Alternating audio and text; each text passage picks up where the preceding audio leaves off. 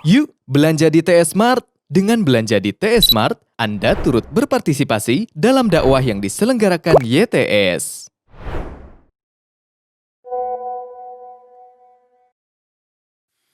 Bismillahirrahmanirrahim. Assalamualaikum warahmatullahi wabarakatuh. Alhamdulillahilladzi ba'atha fil ummiyina rasulan minhum yatlu alaihim ayatihi wa yuzakkihim wa yu'allimuhumul kitaba wal hikmah wa in kanu min qablu lafi dhalalin mubin. Wa ashhadu an la ilaha illallah al-malikul haqqul mubin wa ashhadu anna Muhammadan abduhu wa rasuluh sadiqul wa'dil amin wassalatu wassalamu ala asyrafil anbiya'i wal mursalin wa ala alihi wa ashabihi ajma'in wa man tabi'ahum bi ihsanin ila yaumiddin wa ba'd. Alhamdulillah, kembali kita berjumpa untuk melanjutkan kajian tentang tauhid. Kita masih berkutat pada pembicaraan tentang iman kepada hari akhir. Kita masuki sesi ketiga atau poin ketiga, beriman kepada hari akhir mencakup beriman kepada apa yang teralami oleh manusia di alam kubur. Judulnya sedikit agak horor ya, berkelana ke alam kubur. Maknanya kita mengetahui apa yang teralami oleh manusia setelah mati masuk ke alam kubur.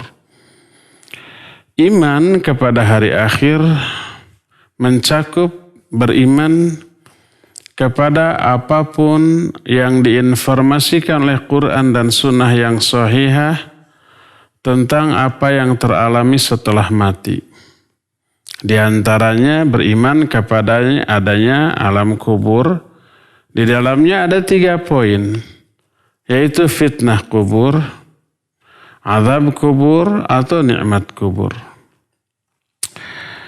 Rentang waktu antara kematian seseorang dari kehidupan yang pertama sampai dibangkitkannya manusia yang menandai dimulainya kehidupan yang kedua nanti.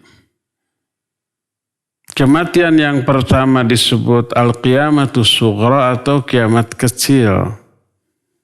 Terus hancurnya alam jagat raya, matinya seluruh makhluk, lalu dibangkitkan lagi nanti di akhirat atau yang disebut dengan al-qiyamatul kubra atau kiamat besar.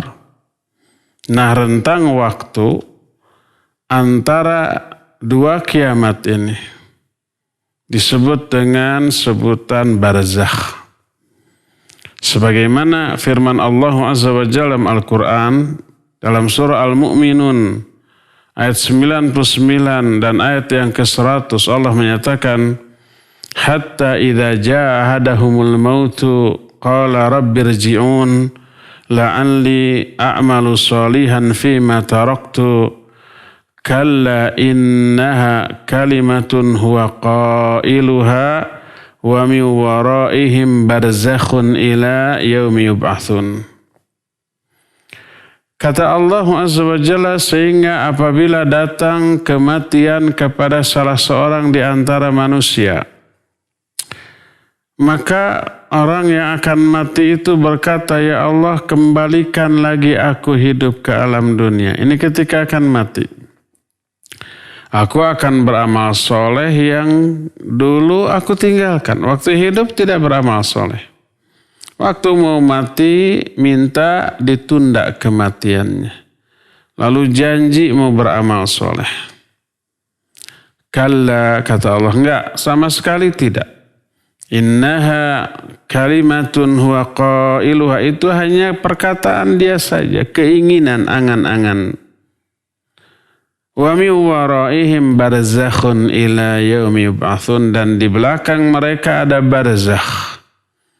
Ada alam barzakh sampai mereka nanti dibangkitkan lagi pada hari kiamat. Jadi setelah mati masuk ke alam barzakh sampai kiamat besar terjadi.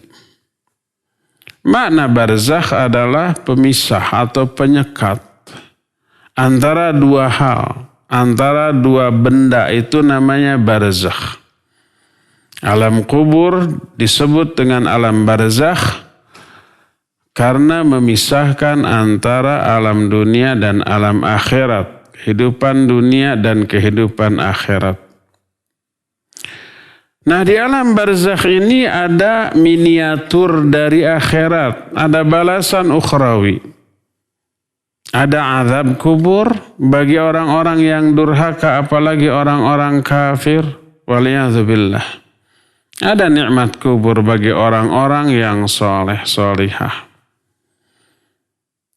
Jadi alam kubur disebut dengan fase awal di antara fase-fase kehidupan menuju akhirat. Di dalamnya ada fitnah kubur berupa pertanyaan dua malaikat munkar dan nakir, ada azab kubur dan juga ada nikmat kubur. Inilah tiga hal yang akan teralami oleh manusia di alam kubur. Kita mulai dari yang pertama, yaitu su'alul malakain, fitnah kubur, pertanyaan dua malaikat. Pertanyaan dua malaikat ini disebut dengan fitnah kubur. Kenapa? Karena memang menakutkan. Karena memang mengerikan. Karena memang membuat hati dan jiwa manusia gentar. Dan ketakutan yang teralami oleh manusia di alam kubur termasuk juga oleh orang-orang mukmin, makanya disebut dengan sebutan fitnah, itu dari beberapa aspek. Pertama ya, menyendiri di alam yang asing, yang baru didatangi bagi siapapun tentu saja menakutkan. Kedua, adanya malaikat munkar dan nakir dari namanya saja sudah membuat takut. Sumyal munkara munkaran li'anna kulla man ra'ahu angkarahu. Disebut malaikat munkar karena semua orang yang melihatnya pasti akan mengingkarinya, tidak ingin melihatnya karena menakutkan. Demikian juga nakir dengan makna yang sama. Munkar, nakir, dua lafaz yang berbeda dengan makna yang sama. Terus syadidal intihar, bentakannya itu sangat dahsyat. Dua malaikat ini bertanya dengan membentak. Kalau dari segi fisik saja disebut thumma yaji'u malakan aswadan azraqan. Datang dua malaikat hitam semu kebiru-biruan. Disebutkan dalam hadis riwayat Imam Ahmad dari Al-Bara bin Azib radhiyallahu anhuma. Syadid al-intihar, yang bentakannya dahsyat. Makanya disebut dengan sebutan fitnah kubur. Dan pertanyaan di alam kubur itu diterangkan dalam hadis yang mutawatir dari beberapa orang sahabat, dari Al-Bara bin Azib, dari Anas bin Malik, dari Abu Hurairah, dan dari sahabat-sahabat lain radhiyallahu anhum ajmain. Pertanyaan ini mencakup semua orang yang mukallaf secara ittifaq, kecuali para nabi dan para rasul alaihimussalatu wassalam.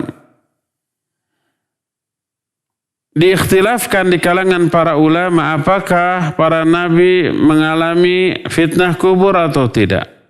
Ditanya enggak di alam kubur? Ikhtilaf.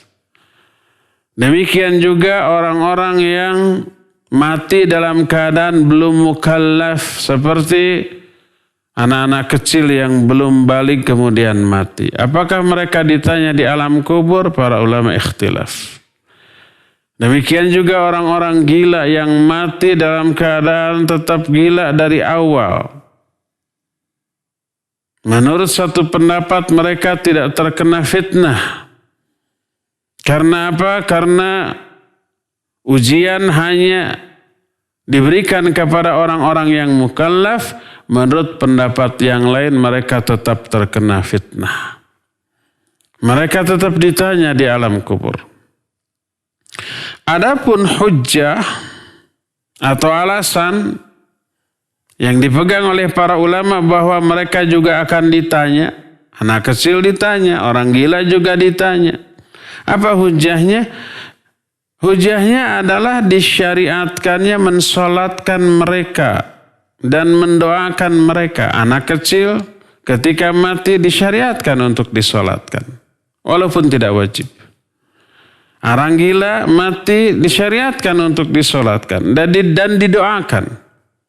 Doanya apa? Doa agar Allah menyelamatkan mereka dari fitnah kubur dan dari azab kubur. Sebagaimana disebutkan dalam hadis riwayat Imam Malik dalam kitab Al-Muwatta dari Abu Hurairah radhiyallahu anhu sallallahu alaihi wasallam shalla ala janazatin sabiyyin fasami'a min du'aihi Allahumma qihi adzabal qabr. Nabi sallallahu alaihi wasallam mensalatkan jenazah seorang anak kecil, maka salah satu lafaz doa yang terdengar adalah ya Allah selamatkan dia dari fitnah kubur. Ini dalil yang pertama. Kedua, juga ada hadis yang diriwayatkan oleh Ali bin Ma'bad dari Aisyah radhiyallahu anha. Annahu murra 'alaiha bi jinazati sabiyyin saghirin fabakat. Faqila laha ma yubkiki ya ummal mu'minin. Faqalat hadha as-sabiyyu bakaitu lahu syafaqatan 'alaihi min dhammatil qabr. Suatu saat lewat jenazah seorang anak kecil di hadapan Aisyah. Maksudnya digotong, bukan jalan sendiri itu mayit. Lewat jenazah anak kecil di hadapan Aisyah, digotong tentu saja. Aisyah lalu menangis. Ditanya, apa yang membuat engkau menangis wahai ummul mukminin? Beliau menjawab, ini anak kecil. Aku menangisi dia karena kasihan kepada dia, dia akan mengalami himpitan di alam kubur. Oleh karena itulah maka kata ulama kelompok yang pertama, anak-anak kecil termasuk orang gila tetap mengalami fitnah kubur. Mereka berkata, wallahu subhanah yukmilu lahum uqulahum liya'rifu bidzalika manzilatahum fayulhamuna al-jawab amma yus'aluna an. Allah subhanahu wa ta'ala di alam kubur menyempurnakan dulu akal-akal mereka agar mereka mengetahui posisi dan kedudukan mereka. Mereka diilhamkan untuk bisa menjawab pertanyaan di alam kubur. Di alam dunia akal mereka belum sempurna. Seperti bayi umpamanya. Belum bisa diajak komunikasi. Tapi di alam kubur Allah menyempurnakan dulu akal mereka. Agar mereka menjawab. Dan diilhamkan untuk bisa menjawab. Kata mereka, kata ulama kelompok pertama ini. Dan ini ditunjukkan oleh banyak hadis yang di dalamnya menjelaskan bahwa anak kecil memperoleh ujian di akhirat. Dihikayatkan oleh Al-Asy'ari dari Ahlus Sunnah dan Ahlul Hadis. Bila mereka diuji di akhirat, maka tak mustahil mereka pun memperoleh ujian juga di alam kubur berupa fitnah kubur. Inilah hujjah kelompok yang pertama yang menunjukkan anak kecil, orang-orang gila juga kena dengan fitnah kubur atau pertanyaan di alam kubur dari dua malaikat Munkar dan Nakir. Kelompok kedua menyatakan la yus'alun, mereka itu tidak ditanya. Kenapa? Karena pertanyaan hanya bagi orang yang memahami adanya utusan Rasul alaihi salatu wasallam dan risalah yang dibawa. Karena isi pertanyaannya, apakah dia ini beriman kepada Rasul yang diutus serta mentaatinya atau tidak? Anak kecil itu belum bisa membedakan dari aspek manapun. Salah satu pertanyaan di alam kubur adalah ma kunta taqulu fi hadzal rajul alladhi bu'itsa fikum. Bagaimana pendapatmu tentang seorang laki-laki yang diutus kepada kalian? yaitu Rasul Nabi Muhammad SAW. Seandainya akal anak kecil ini dikembalikan, disempurnakan terlebih dahulu, tidak mungkin mereka ditanya tentang apa yang tidak mereka ketahui ketika di dunia. Ketika di dunia tidak mengetahui, masa di alam kubur ditanya? Maka pertanyaan ini tidak ada faedahnya. Berbeda dengan ujian di alam akhirat nanti. Karena Allah Azza wa Jalla mengutus kepada mereka seorang utusan, memerintahkan untuk mentaatinya.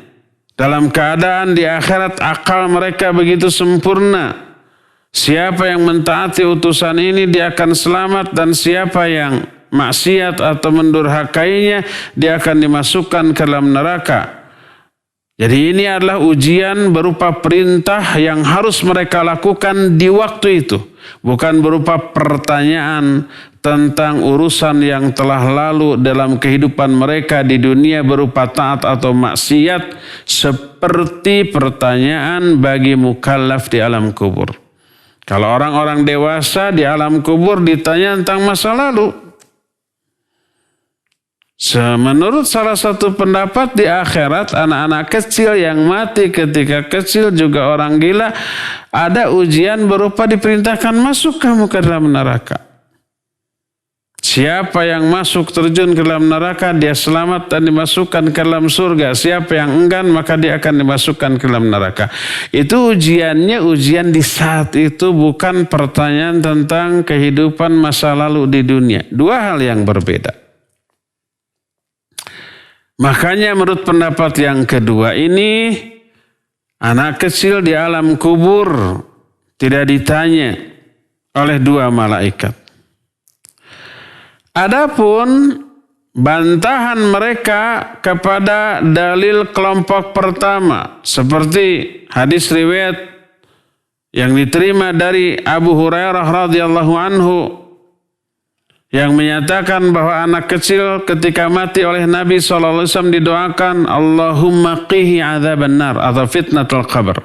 Ya Allah, selamatkan dia dari azab kubur atau dari fitnah kubur. Kata mereka, yang dimaksud azab kubur bukan siksa kubur bagi anak kecil karena tidak taat atau karena maksiat. Sama sekali tidak.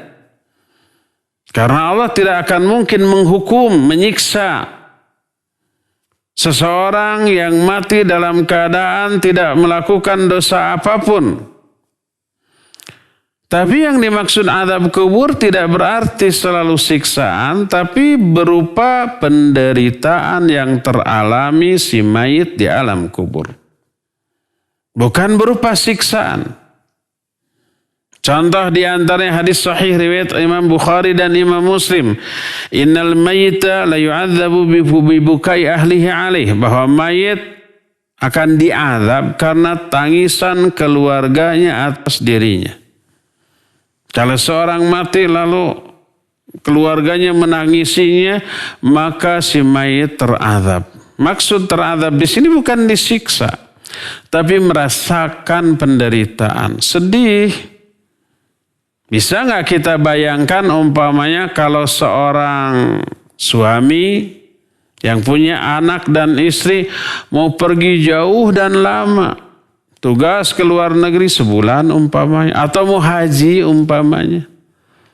Ketika perpisahan meninggalkan anak dan istri, istrinya, anaknya menangisinya. Seolah-olah berat ditinggalkan. Meraung-raung. Sampai merintih, Bapak jangan jadilah perginya. Atau cepat pulang kembali. Anaknya yang masih kecil menangis ingin ikut, menjerit-jerit. Istrinya juga berurai air mata, bahkan sesegukan. Apa yang dirasakan oleh si suami ketika akan berangkat seperti itu. Sedih enggak? Ya sedih. Dia juga mungkin menangis. Apa dia tersiksa enggak batinnya? Iya tersiksa. Ini padahal kehidupan di dunia yang mungkin dia akan kembali. Hanya sementara, hanya sekian waktu, sekian hari, sekian bulan. Kalau ibadah haji yang reguler mungkin cuma 40 hari. Nanti akan kembali juga. Tapi nangisnya begitu dahsyat karena kesedihan. Bayangkan seseorang mati meninggalkan keluarganya selama-lamanya. Keluarganya menangisinya dan dia tahu dia mendengar. Dia terazab. Bukan disiksa. Tapi mengalami penderitaan karena tangisan keluarganya atas dirinya. Kalau toh ada larangan menangisi mayit, maka kesalahan itu adalah kesalahan orang yang masih hidup, bukan kesalahan si mayit. Kesalahan orang yang masih hidup tidak bisa azabnya tertimpakan kepada si mayit yang tidak melakukan kesalahan tersebut. Allah berfirman, wala taziru waziratu wizra ukhra. Seseorang itu tidak bisa menanggung dosa atau kesalahan yang dilakukan oleh orang lain. Ini yang pertama. Jadi Nabi SAW mendoakan si bayi yang mati dengan doa, ya Allah selamatkan dia dari azab kubur. Maknanya penderitaan di alam kubur. Karena dia sendiri di sana. Bukan berarti disiksa. Karena dia belum melakukan kesalahan apapun. Ini hujah yang pertama atau bantahan yang pertama. Kedua juga sabda Nabi SAW dalam hadis sahih riwayat Bukhari dan Muslim, as-safaru qit'atun minal azab. Safar itu sepenggal dari azab. Safarnya safar zaman dahulu. Jangan dibayangkan safar zaman sekarang ya. Pakai pesawat, pesawatnya kelas bisnis lagi enak. Tidurnya bisa terlentang benar-benar pakai selimut, dijamin dengan makanan-makanan yang enak. Begitu sampai di sana dijemput dengan mobil, sampai di sananya juga tidur di hotel yang juga enak. Safar tidak lagi terasa sebagai sebuah penderitaan sekarang. Paling-paling secara psikis dia meninggalkan anak istri yang dicintainya. Tapi safar zaman dahulu fisik dan psikis. Tidak ada kendaraan ber-AC. Jalan kaki, melintasi padang pasir, atau paling hebat juga pakai unta atau pakai kuda. Kalau panas kepanasan, kalau dingin kedinginan, kalau hujan kehujanan, lapar, haus, kena debu, dekil, and dekucel. Dan berisiko, risikonya ada perampok, ada binatang buas di padang pasir, dan seterusnya. Menderita safar itu. Ada penderitaan yang teralami. Maka Nabi SAW menyatakan, as-safaru qit'atun minal azab. Safar itu sepenggal dari azab. Maknanya ada penderitaan. Penderitaan yang dialami bukan sebagai siksaan bagi dia. Karena dia tidak melakukan kesalahan apapun dengan safarnya. Jadi azab tidak selalu bermakna siksa. Azab itu lebih umum daripada siksa. Maka tak diragukan lagi di alam kubur akan ada banyak penderitaan, ketakutan, kesepian, penyesalan yang teralami termasuk oleh anak-anak kecil, termasuk oleh orang-orang gila. Yang mati dalam keadaan gila, belum sembuh. Tidak mukallaf, tidak terkena kewajiban. Maka disyariatkan untuk mensolatkan mereka dan memintakan kepada Allah agar Allah menyelamatkan mereka dari azab kubur. Itu yang dimaksud. Nabi SAW ketika menyolatkan jenazah anak kecil atau orang gila juga menyatakan, Allahumma qihi azab al-qabr, ya Allah selamatkan dia dari azab kubur. Maknanya selamatkan dari penderitaan di alam kubur. Bukan berarti siksa yang teralami, ya. Dari sinilah maka pendapat yang kedua ini menyatakan anak kecil, orang gila tidak ditanya, tidak difitnah. Tapi mereka tetap mengalami azab dalam arti penderitaan. Minimal secara psikis di alam kuburnya. Itulah poin yang pertama tentang apakah orang yang tidak mukallaf ditanya atau tidak. Walhasil ini ikhtilaf di kalangan para ulama. Kedua, apakah pertanyaan di alam kubur ini umum untuk semua manusia yang muslim, yang munafik, dan juga yang kafir, yang musyrik, yang ateis? Ataukah dikhususkan bagi orang-orang muslim, baik muslim yang taat ataupun yang maksiat, yang salah ataupun yang soleh, yang mukmin sejati ataupun yang munafik? Ini pun diikhtilafkan oleh para ulama. Pendapat pertama menyatakan ini dikhususkan bagi orang muslim dan munafik, tapi orang kafir mah tidak ditanya. Orang yang non muslim tidak ditanya di alam kubur. Ini pendapat yang pertama. Nanti kita akan jelaskan hujjah atau argumentasinya. Pendapat kedua menyatakan bahwa fitnah kubur umum untuk semua manusia. Baik dia ini muslim ataupun kafir, baik muslimnya muslim yang mukmin sejati ataupun munafik. Dan inilah pendapat yang lebih kuat. Yang ditunjukkan dikuatkan oleh Al-Quran, sunnah, dan ucapan para sahabat. Dikecualikannya orang-orang kafir dari fitnah kubur adalah pendapat yang tidak ditunjang oleh dalil sama sekali. Ini yang poin yang kedua. Poin yang ketiga, ulama juga ikhtilaf apakah pertanyaan di alam kubur hanya khusus bagi umat Islam ini atau juga umum bagi umat-umat sebelumnya, umat-umat Nabi sebelumnya. Ulama terbagi kepada 3 kelompok pendapat.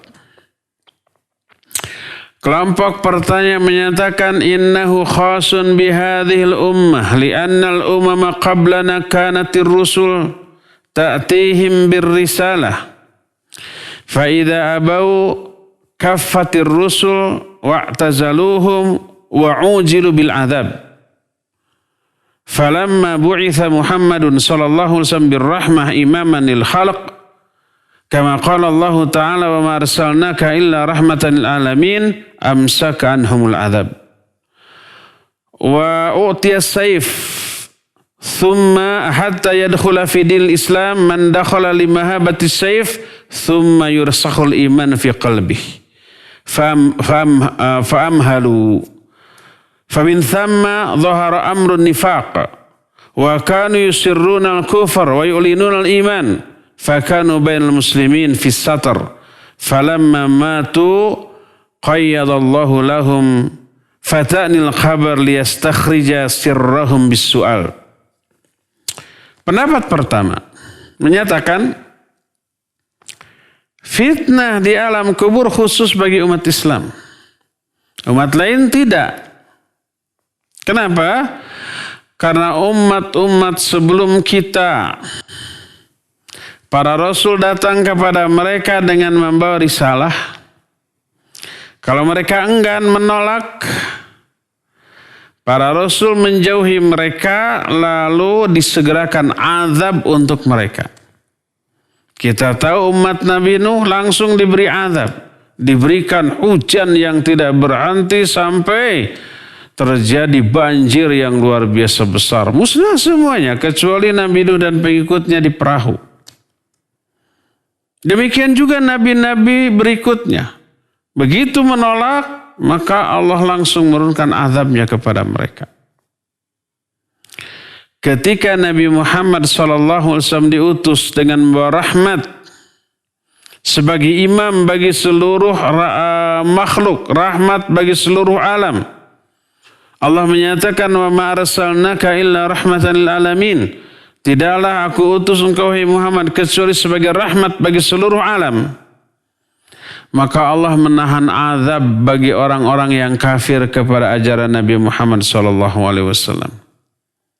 Diberikan pedang, diberikan pilihan masuk Islam, walaupun awalnya karena takut dengan ancaman itu, setelah masuk Islam terbina, tertarbiyah, lahirlah atau tertancaplah iman yang sebenarnya dalam hati mereka. Step by step, slow but sure. Selangkah demi selangkah, perlahan tapi pasti, semua orang yang masuk Islam keimanannya tambah hebat, tambah dahsyat, tambah mantap. Lalu muncullah fenomena munafik. Mereka yang menyembunyikan kekufuran tapi menampakkan keimanan. Dan mereka hidup di tengah kaum muslimin dengan menyembunyikan identitas diri. Ketika mereka mati, maka Allah Azza wa Jalla bertanya kepada mereka di alam kubur untuk membongkar rahasia mereka dengan pertanyaan tersebut. Makanya yang ditanya hanyalah umat ini termasuk umat yang munafik. Umat yang kafir mah tidak. Apa dalilnya? Dalilnya adalah pertama hadis Nabi SAW riwayat Imam Muslim dalam kitab Sahih Muslim dari Zaid bin Thabit radhiyallahu an. Nabi SAW bersabda, Inna hadhil ummah tubtala fi quburiha. Sesungguhnya umat ini akan diuji di dalam kubur-kubur mereka. Di alam kubur mereka akan diberikan ujian. Berupa fitnah kubur, berupa pertanyaan di alam kubur. Juga hadis lain riwayat Imam Bukhari dan Imam Muslim dari Asma radhiyallahu anha, berkata Nabi SAW, uhiya ilayya annakum tuftanuna fi quburikum. Telah diwahyukan kepadaku bahwa kalian akan difitnah di alam kubur-kubur kalian. Dan ini dikhususkan bagi umat ini. Termasuk isi pertanyaan malaikat di alam kubur. Pertanyaannya, ma kunta taqulu fi hadzal rajul ladzi bu'itsa fikum.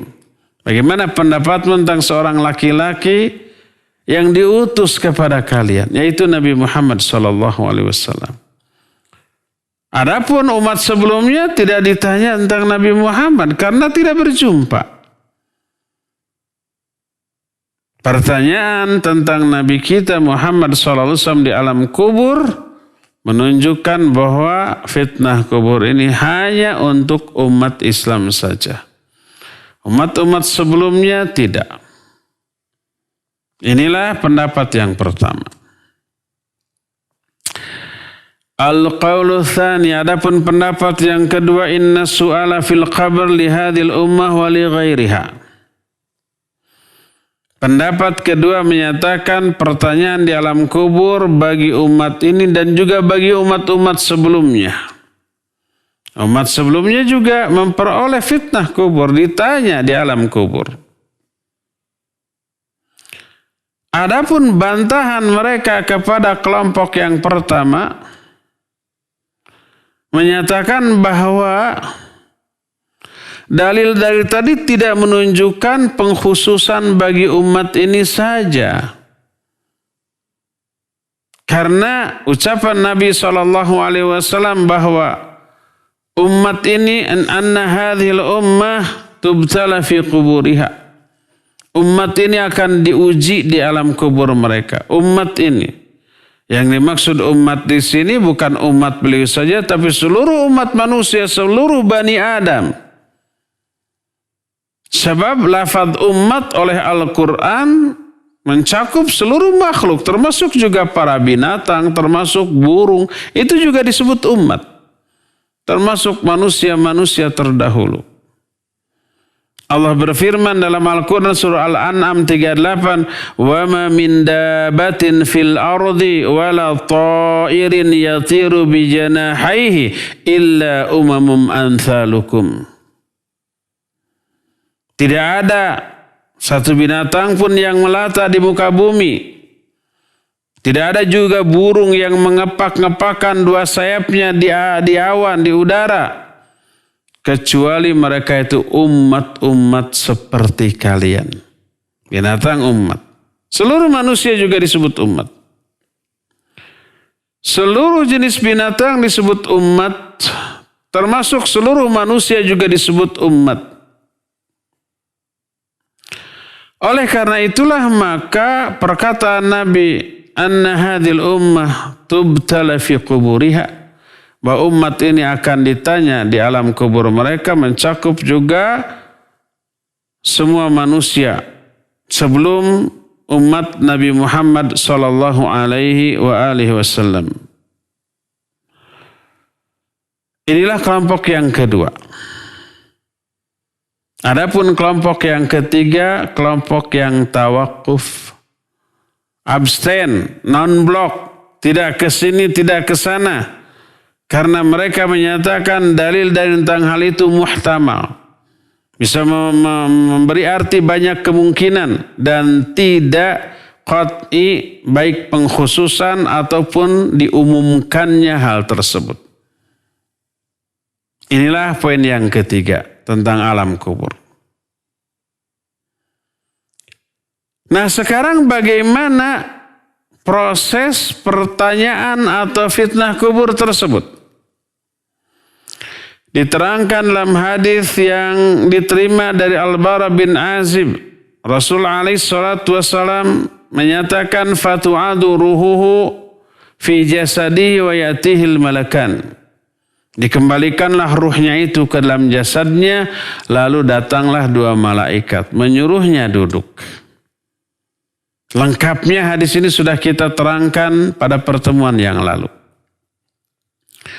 Juga dalam Sahihain, Sahih Bukhari dan Sahih Muslim dari Qatadah dari Anas, berkata Nabi SAW, innal mayyita idza wudi'a fi qabrih wa tawalla anhu ashabuh innahu la yasma'u khafqa ni'alihim atahum malakan fayuqidanihi fayaqulani lahu ma kunta taqulu fi hadha ar-rasul Muhammad sallallahu alaihi wasallam fa'amal mu'minu fayaqulu ashhadu annahu abdullahi wa rasuluh qala fayaqulu unzur ila maq'adika minan nar qad abdalaka Allahu bihi maq'adan minal jannah.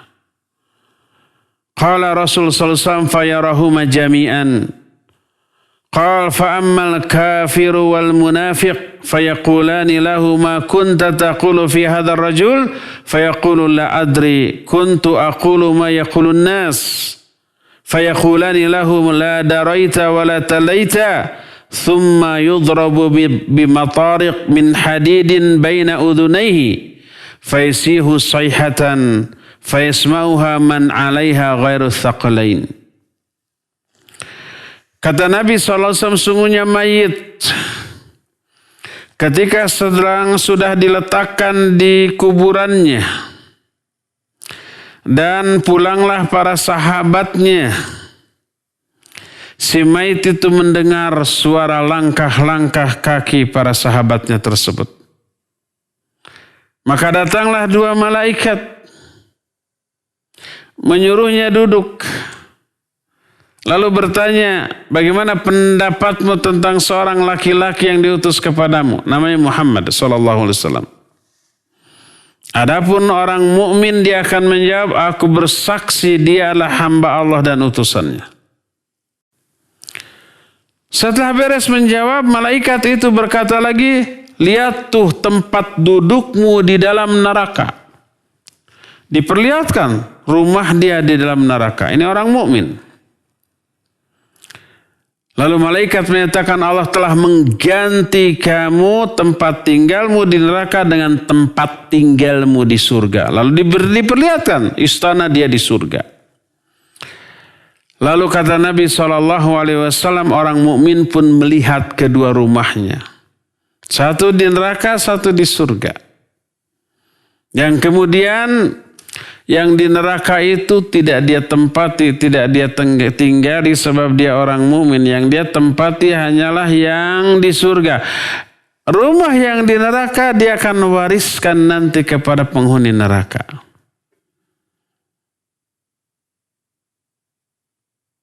Adapun orang kafir dan munafik, mereka akan ditanya, bagaimana pendapatmu nih tentang laki-laki yang diutus kepada kalian?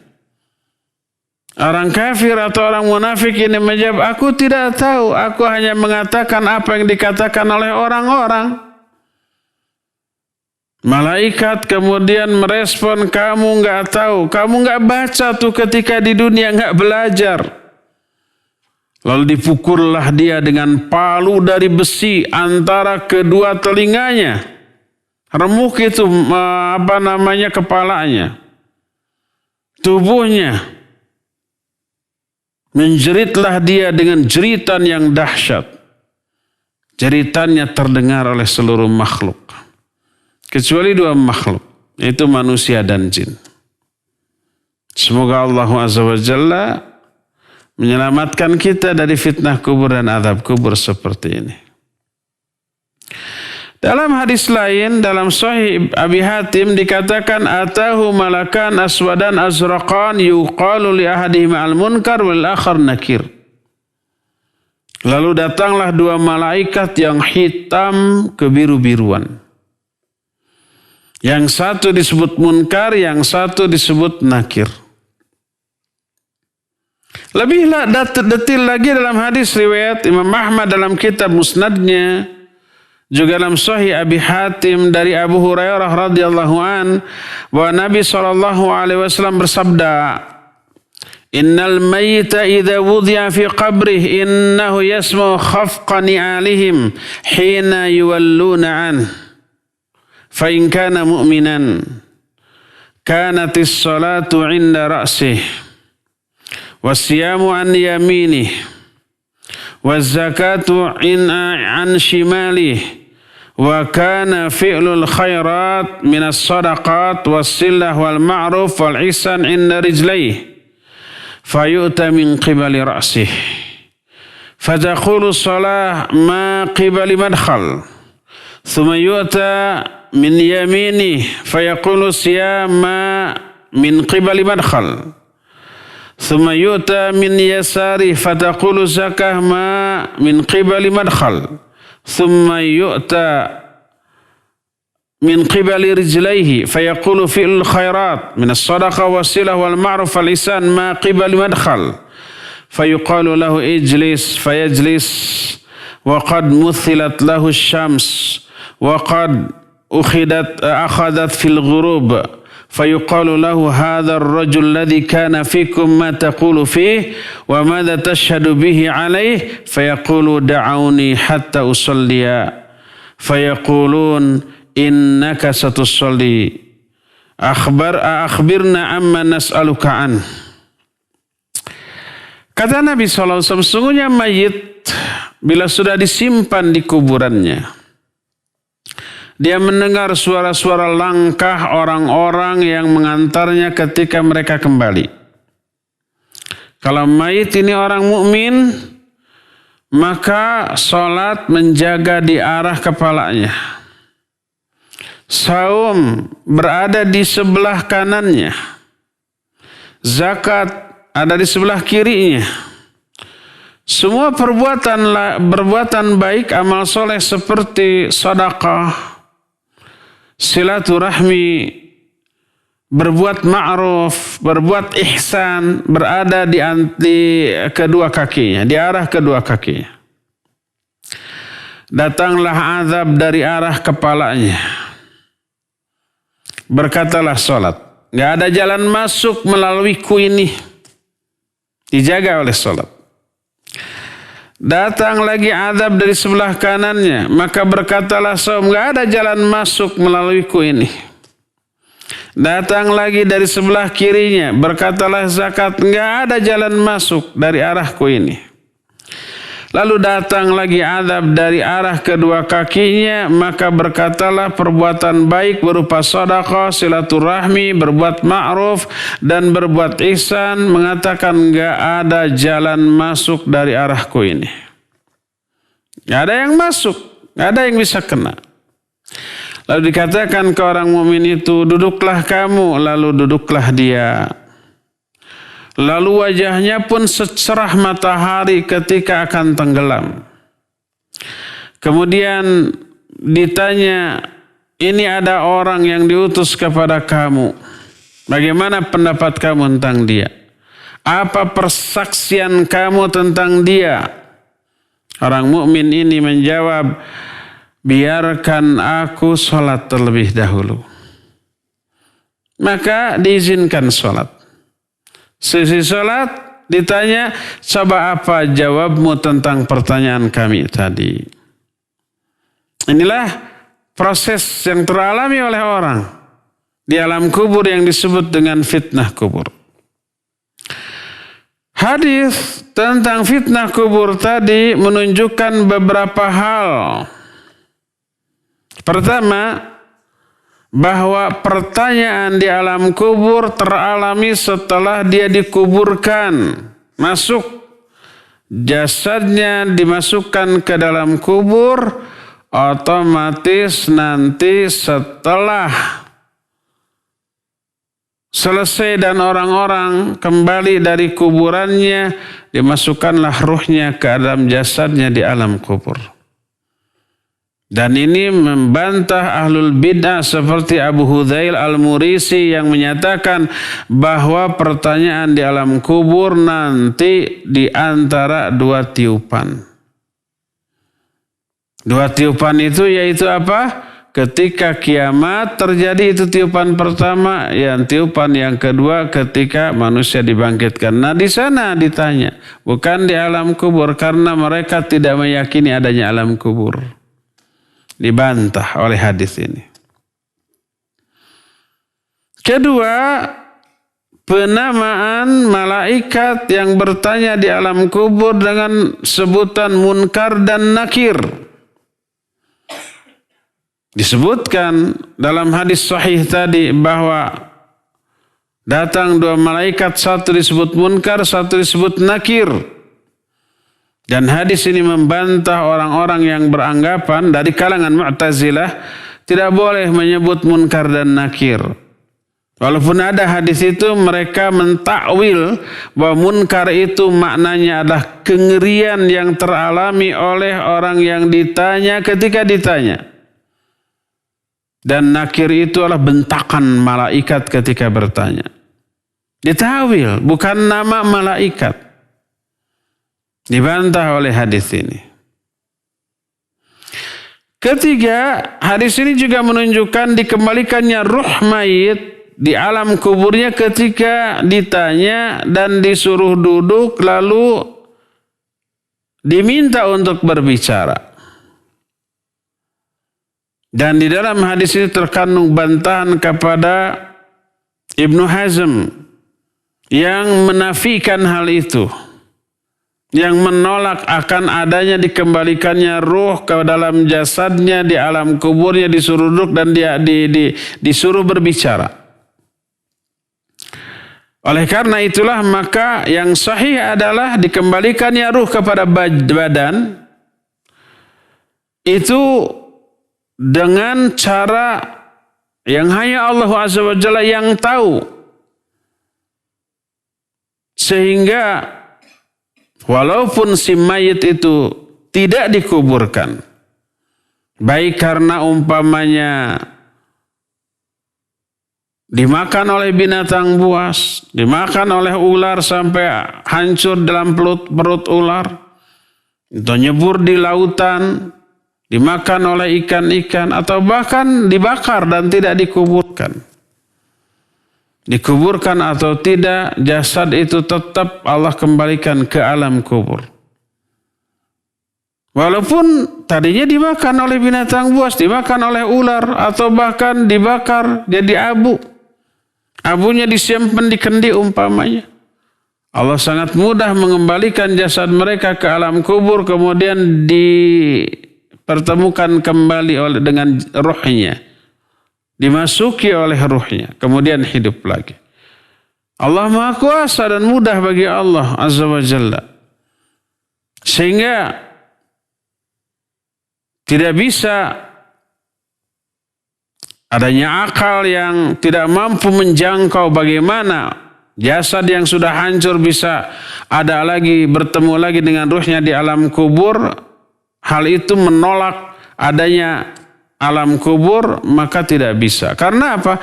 Karena akal kita kemampuannya terbatas, hanya bisa memahami sebagian kecil dari kehidupan di alam dunia. Adapun kehidupan di alam gaib, beda lagi. Tidak masuk akal? Iya, tidak masuk akal. Nanti orang itu dipukul sama palu sampai pejet, kemudian utuh seperti sedia kala lagi. Nggak masuk akal. Karena akal kita sangat lemah dan terbatas. Seluruh tubuh manusia dihimpit di alam kuburnya. Walaupun orang soleh. Sampai remuk tulang berulangnya kemudian kembali seperti sedia kala. Akal tidak bisa menjangkaunya. Karena hukum yang Allah terapkan di alam kubur berbeda dengan yang diterapkan di alam dunia. Maka jangan paksakan akal untuk memahami, dan ketika akal tidak mampu memahami lalu ditolaklah keterangan tentang azab kubur. Tidak boleh yang seperti itu. Inilah penjelasan tentang apa yang teralami di alam kubur oleh manusia. Baik tentang fitnah kubur, termasuk juga adanya azab kubur dan adanya nikmat kubur. Nanti kita akan jelaskan keterkaitan antara ruh dengan badan. Baik ketika di alam dunia, ketika kita hidup, ketika kita tidur, ketika kita pingsan atau bahkan koma, ketika kita sudah mati masuk ke alam kubur, dan ketika di akhirat, bagaimana keterkaitan antara ruh dengan badan, insya Allah akan kita terangkan di pertemuan yang akan datang. Untuk sore hari ini cukup sampai di sini, dan kita masih punya sisa waktu untuk bertanya jawab kepada Al-Akh Al-Fadil Fawas di studio radio Raja Cilengsi. Dipersilakan untuk memandu tanya jawab dengan pendengar dan pemirsa. Wassallallahu ala nabiyina Muhammadin wa ala alihi wa ashabihi wasallam. Silakan Fawas. Baik, terima kasih kami ucapkan untuk Al-Ustadz Jazakumullahu khairan atas materi bahasan nasihat berharga yang telah disampaikan di sore hari ini. Ikhwatal Islam, pendengar dan pemirsa, kita masuk sesi interaktif. Anda yang akan bertanya silahkan secara langsung bisa menelpon kami atau bertanya secara langsung baik melalui telepon di 0218236543 atau ke pesan singkat 0819896543. Tentunya berharap berkesesuaian pertanyaan Anda dengan materi yang Ustaz sampaikan tadi.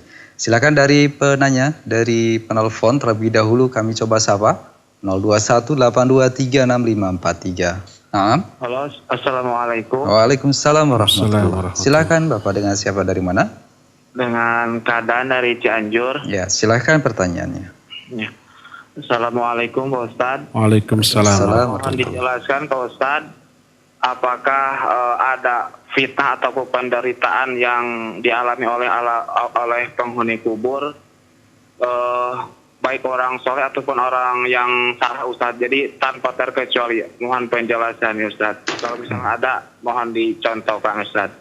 Iya, baik Pak Kadam. Assalamualaikum. Waalaikumsalam warahmatullahi wabarakatuh. Pak Kadam di Cianjur. Ya, Pak Kadam di Cianjur, barakallahu fiik. Pertanyaannya, apa bentuk-bentuk penderitaan yang dialami oleh orang taat, orang soleh di alam kubur gitu ya? Fitnah kubur yang dialami, ya, taib. Tanpa terkecuali. Ya. Pertama, orang-orang mukmin pada umumnya walaupun yang soleh mengalami fitnah kubur, dan itu akhirul fitan. Itu fitnah terakhir di alam kuburnya.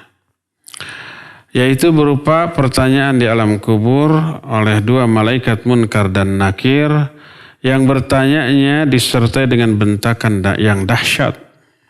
Itu teralami, sesoleh apapun. Kedua, ada himpitan di alam kubur. Ini teralami termasuk oleh yang paling soleh. Termasuk anak kecil yang mati dalam keadaan masih bayi, belum tahu keburukan, belum mengenal dosa, mati dalam keadaan demikian, dia tetap memperoleh himpitan di alam kubur. Sa'ad bin Mu'adz, orang yang kematiannya mengakibatkan arsy Allah berguncang. Seluruh pintu langit dibuka. 70.000 malaikat bersolawat kepadanya, tapi dia pun mengalami apa yang disebut dengan himpitan di alam kubur. Termasuk juga bayi yang baru lahir, kemudian mati. Aisyah melihat ada bayi yang baru mati, menyatakan, berbahagialah orang bayi ini. Belum mengenal dan belum melakukan kesalahan, dosa. Kata Rasul SAW, tidak begitu wahai Aisyah, sesungguhnya di alam kubur ada satu himpitan yang pasti teralami. Seandainya ada orang yang bisa lolos dari himpitan ini, saya bayi ini bisa lolos. Tapi ternyata bayi ini pun mengalami himpitan. Termasuk kata Rasul SAW, seandainya ada orang yang bisa lolos dari himpitan di alam kuburnya, ini saya Sa'ad bin Mu'adz inilah yang akan lolos. Tapi ternyata dia pun mengalami himpitan. Nah itu dua yang teralami oleh manusia tersoleh sekalipun. Adakah orang yang tidak ditanya di alam kubur? Ada. Tadi pertama para nabi, para rasul. Yang keduanya adalah orang yang mati syahid. Orang yang mati syahid, mereka akan lolos dari pertanyaan di alam kubur. Sehingga ketika Nabi SAW menyatakan demikian, seorang sahabat bertanya, kenapa orang-orang yang mati syahid itu tidak kena dengan fitnah kubur?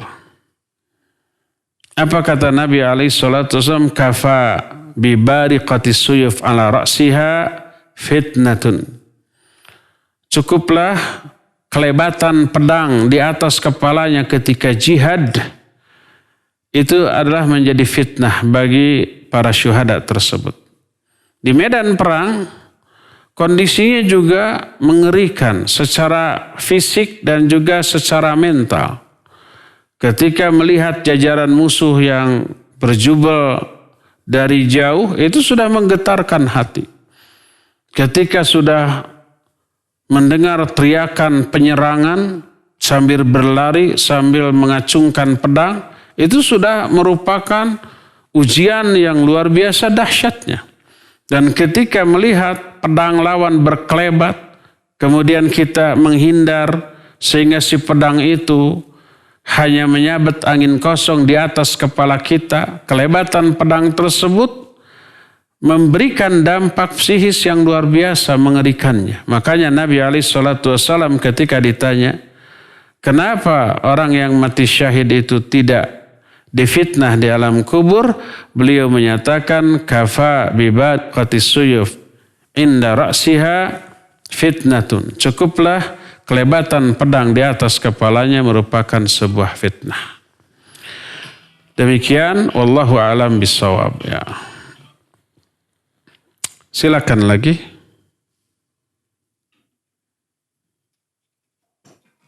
Kedua masih dari penelpon, kami coba sapa kembali untuk Anda 0218236543, silahkan. Iya, silakan Bapak atau Ibu sudah masuk. Assalamualaikum warahmatullahi wabarakatuh. Waalaikumsalam warahmatullahi wabarakatuh. Silakan pertanyaannya Ibu, dengan siapa, dari mana? Dengan hamba Allah di Riau. Silahkan. Ya Ustadz, seorang istri yang tinggal mati oleh suaminya sudah bertahun-tahun yang telah lalu, dan dia masih mendoakan suaminya itu. Apakah ini akan sampai kepadanya atau dengan sebutannya masih ampunilah dosa suamiku? Apakah masih ucapan itu masih berlaku kepada istri yang ditinggal mati oleh suaminya? Terima kasih. Assalamualaikum warahmatullahi wabarakatuh. Waalaikumsalam warahmatullahi wabarakatuh. Terima kasih Ibu di Riau. Iya. Silahkan Ustaz. Ibu hamba Allah di Riau, ya, di Pekanbaru. Barakallahu fiik. Apakah doa istri kepada suami yang sudah mati masih bisa bermanfaat? Tentu saja bermanfaat, Ibu. Jangankan orang yang ada hubungan ketika waktu hidupnya. Yang tidak punya hubungan kekerabatan pun, bahkan yang tidak dikenal pun, lalu mendoakan dengan doa kebaikan, insya Allah sampai, insya Allah manfaat. Dan ini diterangkan baik oleh Allah dalam Al-Quran ataupun oleh hadis-hadis Nabi SAW yang sahih. Al-Quran menyatakan walladzina ja'u min ba'dihim yaquluna rabbana ighfir lana wa li ikhwanina alladzina sabaquna bil iman wa la taj'al fi qulubina ghillan lil ladzina amanu rabbana innaka ra'ufur rahim. Dan orang-orang yang datang setelah mereka, maksudnya setelah para sahabat berlalu pada mati, ada generasi tabi'in. Generasi tabi'in itu berdoa, Rabbana ighfir lana wa li ikhwanina alladzina sabaquna bil iman. Ya Allah, ampuni dosa-dosa kami dan dosa orang-orang yang sudah mendahului kami dalam keimanan. Sudah meninggal, sudah tidak ada, tapi lebih dahulu dari kami dalam hal keimanan. Ampuni dosa-dosa mereka ya Allah. Padahal nggak ada hubungan kekerabatan. Ini yang pertama. Yang kedua, hadis Nabi SAW. Beliau kalau khutbah Jumat sering mendoakan seluruh kaum muslimin muslimat, mukminin mukminat, baik yang masih hidup ataupun yang sudah mati. Allahumma ighfir lil mu'minina wal mu'minat wal muslimina wal muslimat al ahya'i hum wal amwat. Jadi doa Nabi kepada orang yang sudah mati dan diaminkan oleh para sahabat. Termasuk juga doa yang kita baca dalam sholat janazah. Orang yang kita sholatkan belum tentu kita kenal. Kita umpamanya lewat di satu masjid untuk sholat zuhur atau asar atau apapun. Kemudian seusai sholat ada pengumuman mohon ikut menyolatkan dulu terhadap jenazah yang baru saja meninggal. Kita nggak kenal dia. Dianjurkan, disyariatkan menyolatkannya. Lumayan dapat 1 qirat. Lebih dianjurkan ikut ke pekuburannya dapat 2 qirat. 2 gunung Uhud besar. Pahalanya besar. Kita nggak kenal dia. Tapi kita ikut menyolatkan dan dalam sholat kita doa. Salah satu doanya Allahumma gfirlahu warhamhu wa'afi wa'afu anhu wa akrim nuzulahu wasi' madkhalahu wagsilhu bil ma'i wa thalji wal bard sampai akhir. Ya Allah ampuni dia, rahmati dia terus sampai akhir. Kalau umpama ini tidak ada manfaatnya, untuk apa disyariatkan? Oleh karena itulah maka doa orang yang masih hidup terhadap orang yang sudah mati, walaupun tidak mengenal, walaupun tidak ada hubungan kekerabatan, hubungan suami istri, hubungan guru dengan murid, tidak dikenal, orang asing. Gak pernah saling sapa ketika hidup karena tidak pernah berjumpa. Maka itu bermanfaat bagi si mayit, apalagi yang ada hubungan, ada jasa budi antara kedua belah pihak. Antara anak dengan orang tua, antara guru dengan murid, antara suami dengan istri, antara adik dengan kakak. Doakan, doakan, doakan. Insya Allah bermanfaat dan sampai ya. Demikian Bu, wallahu a'lam bishawab. Silakan lagi. Terima kasih jazakallahu khairan jawaban dan nasihat Al-Ustaz. Demikian Ibu yang bertanya tadi. Untuk selanjutnya kami angkat pertanyaan yang datang dari pesan singkat. Ada pendengar kita seorang hamba Allah di Sulawesi. Assalamualaikum warahmatullahi wabarakatuh. Ustaz, bagaimanakah hukumnya pemahaman yang meyakini persembahan doa dan dengan makanan? Maksudnya adalah bahwa makanan tersebut secara kasarnya dimakan, kemudian yang halusnya dikirim kepada orang yang sudah meninggal atau yang ada di alam kubur, dan diyakini bahwa hal tersebut bermanfaat dan sampai kepada mereka yang sudah wafat. Dan pemahaman ini cukup banyak diyakini oleh masyarakat kami di Sulawesi. Mohon penjelasannya, jazakallahu khairan, barakallahu fiik. Taib wa jazakallahu khairan wa fika barakallah. Tentang orang yang sudah mati, apa yang akan teralami oleh mereka adalah perkara yang gaib, yang kita tidak tahu. Dan kita tidak boleh meyakini perkara yang gaib selama tidak bersumber dari Al-Quran atau dari Sunnah. Kita baru wajib percaya, beriman kepada yang gaib selama perkara gaib itu ada diterangkan dalam Al-Quran atau sunnah yang sahihah, baru wajib untuk kita percayai, masuk akal ataupun tidak masuk akal. Yang gaib rata-rata tidak masuk akal. Dan inilah ciri orang mukmin muttaqin, alladzina yu'minuna bil ghaib. Orang-orang yang beriman kepada perkara gaib. Adapun perkara gaib yang sumbernya bukan dari Quran dan Sunnah, maka tidak boleh kita percayai. Karena itu sesuatu yang sifatnya misteri. Meyakini sesuatu yang gaib tanpa keterangan Quran dan As-Sunnah adalah meyakini sesuatu tanpa ilmu yang bersumber dari Allah ataupun Rasulnya. Yang tahu perkara gaib hanya Allah, kemudian diberitahukan kepada Rasulnya, lalu Rasul menyampaikannya kepada kita. Alimul ghaibi fala yudhiru ala ghaibihi ahada illa man irtada min rasulin. Allah lah yang maha mengetahui perkara gaib. Dan Allah tidak memberitahukan perkara gaib ini kepada seorang pun, kecuali kepada Rasul yang diridhoinya. Makanya kalau perkara gaib ini bersumbernya dari Rasul SAW, wajib kita percayai. Seperti sampainya doa orang yang masih hidup kepada orang yang mati tadi, diterangkan dalam Quran, diterangkan dalam hadis yang sahih. Maka wajib untuk kita yakini kebenarannya, bahwa benar itu sampai doa itu.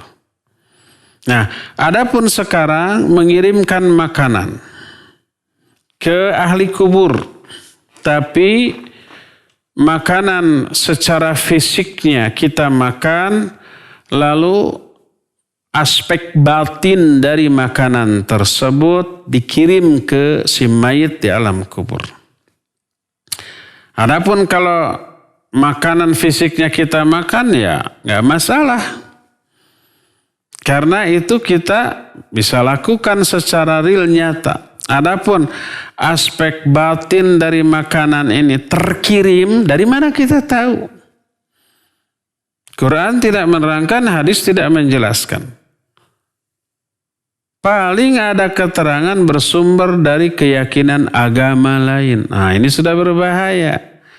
Kalau keyakinan ini datang dari agama lain, berarti membenarkan keyakinan agama selain Islam. Maka ini berbahaya loh. Wa may yabtaghi ghairal islami dinan fala yuqbala min wa huwa fil akhirati minal khasirin. Siapa orang yang mencari agama, walaupun hanya sebagian kecil dari keyakinan agama ini, selain dari Islam, tidak akan diterima. Dan di akhirat dia termasuk orang yang rugi. Inna dina indallahil Islam. Agama yang diridhoi di sisi Allah hanyalah Islam. Selain dari Islam, keyakinan dari Islam jangan diyakini. Karena itu berbahaya bagi akidah kita. Oleh karena itu, dalam keyakinan agama lain, ya ada mengirim pakaian, dengan cara pakaian itu dibakar, dengan niat pakaian itu dikirim ke orang yang sudah mati. Akhirnya di sana ya ada saja uang-uangan dibakar, bukan uang beneran. Dengan keyakinan uang hakikinya yang berlaku di alam sana terkirim ke orang yang sudah mati tersebut. Masa? Emang ada yang dagang di alam kubur? Ya, Islam meyakini bahwa setelah mati orang masuk ke alam kubur, di alam kubur hanya ada dua. Nikmat kubur atau azab kubur setelah fitnah kubur. Maka nggak perlu dikirimi makanan. Karena apa? Kalau mereka sedang terkena azab, nggak ada manfaat makanan. Nggak bisa, nggak akan sempat. Apalagi tidak bisa terkirim. Apalagi kita tidak meyakini makanan ini ada dua aspeknya. Aspek zahirnya, aspek batin. Aspek zahirnya yang kita makan. Aspek batinnya mana? Dari mana kita tahu bahwa makanan ini punya aspek zahir, aspek batin, ada nyawanya atau ruhnya seperti manusia, seperti jin. Ya, manusia ada lahir, ada batin, betul, ada keterangannya di Quran Sunnah. Jin ada lahirnya, ada batinnya, betul. Para malaikat juga ada lahirnya, ada ruhnya. Betul. Quran Sunnah menjelaskan. Adapun makanan tidak ada. Dari mana kita tahu? Itu aspek gaib. Kenapa kita meyakininya? Termasuk orang yang sudah mati di alam kubur bisa dikirim makanan. Dari mana tahu? Ada nggak hadis yang menerangkan itu? Nggak ada. Ada nggak perintah Nabi SAW, kirimkan makanan bagi si mayit, makanannya kamu makan, niatkan esensi dari makanan itu kamu kirim? Nggak ada. Nggak ada dari Nabi SAW, nggak ada dari para sahabat, apalagi Quran, nggak ada penjelasan dari para ulama Ahlus Sunnah tentang masalah itu. Kalau toh ada, mungkin dari keyakinan agama lain. Dan keyakinan agama lain tidak boleh untuk kita yakini dan dimasukkan ke dalam bagian dari keyakinan kita. Itu bisa merusak akidah kita, merusak, menggugurkan tauhid la ilaha illallah dan Muhammad Rasulullah. Ya, demikian. Wallahu a'lam bishawab. Silakan lagi. Terima kasih jazakallahu khairan jawaban dan nasihat Al-Ustaz. Selanjutnya masih dari pesan singkat, ada hamba Allah di Subang. Assalamualaikum warahmatullahi wabarakatuh. Ustaz, saya meyakini bahwasannya alam kubur itu ada dan dengan segala sesuatu yang terjadi di dalamnya. Tetapi saya kurang yakin dengan diampuninya segala dosa saya karena saya merasa sangat memiliki dosa yang besar. Yang jadi pertanyaan Ustaz, bagaimanakah caranya untuk meyakinkan semua dosa bisa diampuni? Dan saya pun sudah berusaha bertaubat dan meninggalkan segala jenis larangan dan menjalankan perintah Allah Subhanahu wa taala. Mohon nasihat dan penjelasan hal ini Ustaz. Barakallahu fiik. Baik, wa fika barakallah. Ya, jamaah di Subang, kita meyakini banyak dosa bagus. Bukan bagus banyak dosanya, tapi bagus kesadarannya. Sadar karena kita banyak dosa. Itu pertama. Kedua, kita tidak yakin bahwa dosa-dosa kita diampuni, itu juga bagus. Bukan bagus banyak dosanya, tapi tidak yakin bahwa dosa-dosa kita itu akan terhapus, akan diterima. Selama efeknya positif. Selama efeknya tidak negatif. Apa yang dimaksud dengan efek positif dari hal itu? Efek positifnya karena kita yakin banyak dosa, mengakui, menyadari, dan kita tidak yakin dosa kita ini diampuni, disebabkan. Nah, ini disebabkan karena kurang bersungguh-sungguhnya kita dalam bertobat. Maka ini mendorong kita untuk bertobat dengan sebenar-benarnya, sebaik-baiknya, dengan memenuhi seluruh persyaratan taubatan nasuha. Kita tidak yakin bahwa dosa kita diampuni karena setelah taubat itu kenapa tetap memble, mager dalam beribadah, ibadahnya tetap tidak ada perubahan, tidak ada peningkatan. Keinginan untuk berbuat dosa itu tetap besar, sering tergoda oleh bentuk dosa lain atau bahkan dosa yang sama. Lalu tidak yakin, kayaknya tobat kemarin saya ini tidak diterima. Ya, itu bagus, sadar. Maka dia terdorong untuk bertobat lagi dengan sebenarnya tobat. Saya sudah jelaskan ada 7 syarat taubatan nasuha. Pertama, berhenti. Kedua, menyesal. Dan di dalam menyesal, kata Syekh Al-Utsaimin, ada kebencian, ketidaksukaan terhadap dosa itu. Jijik aja kepada dosa yang pernah dilakukannya tersebut. Menyesal. Tidak suka. Ketiga, bertekad tidak mengulang di masa yang akan datang. Dan dari 3 hal ini akan berefek pada selalu menjauhi dosa-dosa yang sudah ditobatinya tersebut. Situasi yang menyebabkan dulu dia terjerumus, dia hindarkan. Kawan-kawan yang menyebabkan dia terseret, dia jauhi. Berubah mencari kawan-kawan yang soleh solihah untuk dijadikan kawan bergaul agar terpengaruh baik pada kehidupannya di masa setelah itu. Keempatnya, kalau dosanya itu berkaitan dengan hak orang lain, kembalikan hak orang, minta maaf. Kelima, segera lakukan sebelum matahari terbit dari sebelah barat. Keenamnya, lakukan sebelum nyawa ada di tenggorokan, sebelum sakaratul maut. Dan yang ketujuh ini yang tidak kalah penting, ikhlas. Lillah, karena Allah, bukan karena orang, bukan tobat samal, bukan tobat politik, bukan tobat karena untuk kepentingan dunia. Kalau 7 persyaratan ini sudah terpenuhi, itu taubatan nasuha, tobat yang sebenar-benarnya, maka terhapus semua dosanya. Dan itu ada efek. Apa efeknya? Dia akan lebih giat dalam ibadah. Filter terhadap semua keburukan akan lebih kuat. Dia tidak lagi mudah tergoda oleh godaan-godaan duniawi untuk berdosa dan bermaksiat. Dia akan lebih memilih kawan bergaul yang baik, menghindari kawan bergaul yang buruk. Itu bukti dari kebenaran dari tobatnya. Ada perubahan dalam kehidupannya. Kalau 2 hal tadi, pertama sadar bahwa diri kita banyak dosa. Kedua, masih ragu, jangan-jangan dosa kita itu belum terampuni. Karena apa? Karena dampak dari taubatnya itu belum terasa. Maka dari 2 hal ini melahirkan satu sikap yang bagus.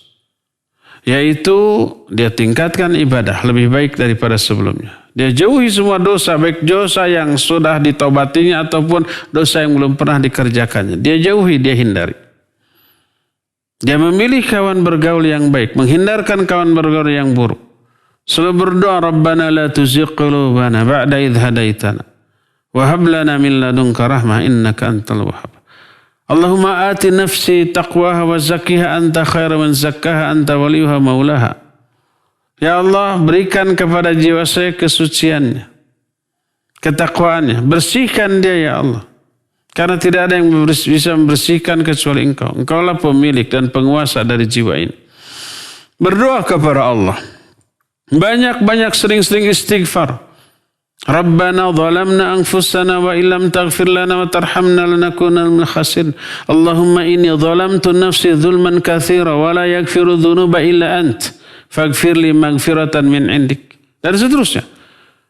Hafalkan ayat dan hadis yang isinya minta ampun. Yang intinya, yang isi dari doanya tersebut minta rahmat. Rabbana la tu'akhidna in nasina wa akhtana. Rabbana wa la tahmil alaina isran kama hamaltahu 'alal ladzina min qablina, sampai akhir dari ayat itu. Rabbana ighfir lana wa li ikhwanina alladzina sabaquna bil iman. Terus Rabbana innana sami'na munadiyan yunadil iman an aminu bi rabbikum fa amanna. Rabbana faghfir lana dzunubana wa kaffir 'anna sayyi'atina. Hafalkan ayat-ayat yang isinya minta ampunan, minta maghfirah, minta dihapuskannya dosa. Baca sesering mungkin, baca dalam sujud kita, dalam salat-salat kita. Lalu ikuti dengan aktivitas di luar ibadah salat, di luar doa, dengan cara menjauhi semua maksiat, menjauhi semua dosa, dan meningkatkan intensitas, kualitas, dan kuantitas dari ibadah kita. Maka insya Allah dengan cara seperti itu, Allah akan hapus dosa-dosa kita. Allah menyatakan, asa rabbukum ayyukaffir ankum sayyiatikum wa yudkhilakum jannatin tajri min tahtihal anhar. Kalau kalian taubat dengan sebenar-benarnya taubat, maka Allah akan menghapus dosa-dosa dan kesalahan kalian, dan Allah akan masukkan kalian ke dalam surga yang banyak mengalir sungai-sungai di bawahnya. Demikian, wallahu a'lam bissawab. Silakan lagi Fawas yang terakhir ya. Terakhir, Barakallahu Fik, ada pertanyaan masih dari pesan singkat dari seorang hamba Allah di Jakarta. Assalamualaikum warahmatullahi. Ustadz, ibu kami sudah sepuh, usia di atas 90 tahun dan menjelang meninggalnya selama 2 bulan dalam kondisi sakit kritis yang kadang kesadarannya ada dan kadang juga tidak ada. Dan di saat sadar sulit bagi kami untuk mengingatkan waktu sholat, untuk mengerjakan sholat bagi ibu saya. Yang jadi pertanyaan, apakah selama 2 bulan tersebut sudah tidak ada kewajiban sholat? Jika masih ada kewajiban, apakah bisa diqadha dengan amalan lain yang dilakukan oleh anak cucunya? Barakallahu fiik, jazakallahu khairan jawaban dan nasihat Al-Ustaz. Wa fika barakallah. Kalau seorang ibu atau bapak, kakek atau nenek, sudah sepuh di atas 90 tahun, selama belum pikun, selama akalnya masih normal, selama itu masih mukallaf, masih terkena kewajiban. Kecuali kalau sudah pikun atau sudah hilang kesadaran. Ketika sadar diingatkan sholat, kalau umpamanya si ibu itu merespon, sadar dan melaksanakan semampunya, kita bisikan aja ke ibu. Bu, sudah saatnya sholat, silakan sholat semampunya. Nggak bisa wudu, nggak apa-apa tanpa wudu. Sah apa tidak? Sah kalau wudu tidak mampu. Nggak mampu tayamum, nggak mampu wudu. Nggak mampu membersihkan diri, dia BAB di sana, BAK di sana dibersihkan sama orang lain. Mungkin tidak bersih, ada najisnya, dia berhadas dan bernajis. Tapi tidak mampu membersihkan dari dua hal itu. Gugurlah kewajiban suci dalam menunaikan sholat tersebut tanpa menggugurkan kewajiban sholatnya. Sholatlah dalam keadaan semampunya, seadanya, sesuai dengan kemampuan. Walaupun sambil berbaring, walaupun tidak menutup aurat, tidak pakai mukena karena tidak mampu walaupun tidak menghadap kiblat, walaupun tidak bisa berdiri, tidak bisa ruku sujud, dengan isyarat, dengan hatinya, dengan bayangannya, ini sedang berdiri lalu baca iftitah, fatihah, dan surat, lalu ruku, dalam bayangannya dia ruku, lalu baca doa ruku, dan seterusnya. Kalau ternyata ketika membaca Fatihah hilang kesadaran, la yukallifullahu nafsan illa wus'aha. Yang penting dia sudah berupaya semaksimal mungkin, semampu dia. Di luar kemampuannya maka ma'fu, termaafkan. Ya mudah-mudahan ibu rahimahullah yang kemarin itu begitu. Ketika diingatkan sholat, ya dia sholat semampunya. Kalau ternyata baru takbir sudah hilang kesadaran, ya sudah. Di luar kemampuan dia, di luar kekuasaan dia. Fattaqullaha mastata'tum. Bertakwalah kalian kepada Allah sebatas kemampuan kalian. Kalau di luar kemampuan, la yukallifullahu nafsan illa wus'aha. Ada nggak qadha? Nggak ada qadha untuk sholat. Kecuali kalau saum. Kalau saum ada hutang, umpamanya saum nazar, disaumkan, dibayar oleh anggota keluarganya. Kalau saum Ramadan sudah bayar fidyah saja, ya. Yang harus dilakukan oleh anak-anaknya adalah jadilah anak-anak soleh dan solihah. Itu yang akan menolong ibu nanti. Sering-seringlah doakan ampunan. Baca tuh doa sholat janazah. Lalu baca Allahumma gfirlaha warhamha wa'afiha wa'afu anha wa akrim nuzulaha wa wasi madkhalha wa gsilha bil ma'i wa thalji wal barad wa naqiha minal khataya kama yunaqqa thawbul abyad minad danas. Sampai akhir. Baca, tujukan untuk ibu. Mintakan kepada Allah dengan isi doa yang seperti kita baca dalam sholat jenazah. Baca itu dalam sujud kita, dalam sholat kita, untuk ibu kita. Sesering yang kita bisa dalam sholat juga di luar sholat. Dalam sholat baca. Seusai sholat, ya, zikir wirid lalu diiringi dengan berdoa, doakan ibu. Dalam keadaan apapun kita lagi nyetir, lagi duduk di kendaraan, ingat ke ibu, doakan ibu. Terus begitu. Sebanyak yang kita mampu, ya, untuk menunjukkan betapa besar perhatian kita kepada nasib ibu di akhirat nanti. Banyak sedekah infak atas nama ibu kita, ya.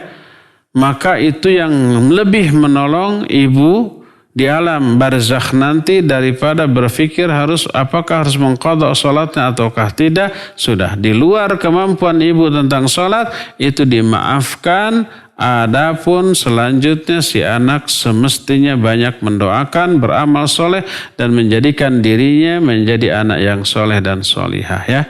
Demikian cukup sampai di sini, waktunya sudah cukup. Insyaallah kita akan jumpa kembali di hari Jumat yang akan datang. Subhanakallahumma bihamdik asyhadu an la ilaha illa anta astaghfiruka wa atubu ilaik. Walhamdulillahirabbil alamin. Wassalamualaikum warahmatullahi wabarakatuh.